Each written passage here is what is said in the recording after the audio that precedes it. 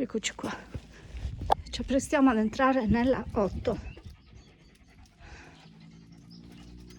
Iris, se ti levi.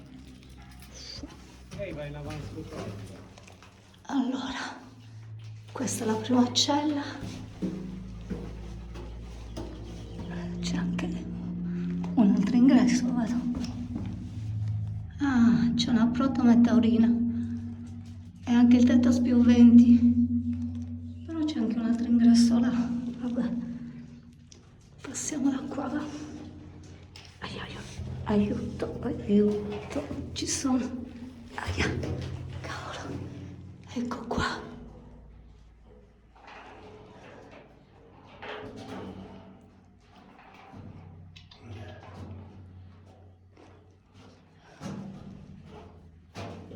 Allora, questa è la protome. E qua sembra esserci una falsa porta. E qua c'è il tetto a spiovente. Anche qua.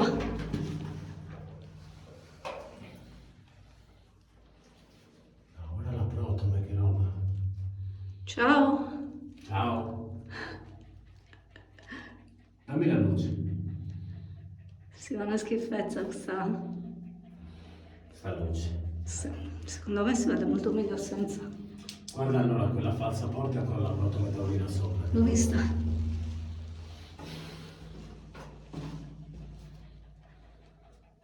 Anche il tetto a spioventi. Non è mica male. Vediamo che cosa c'è qua dentro.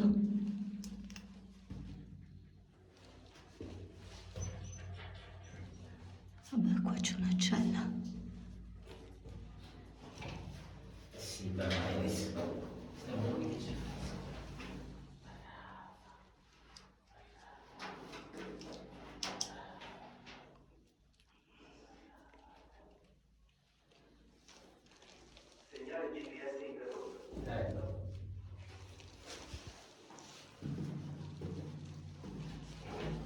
E qua.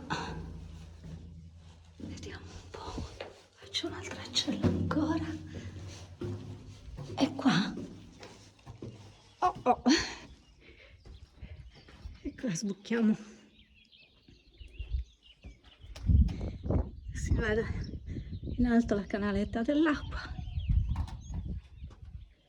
E siamo sbucati qua.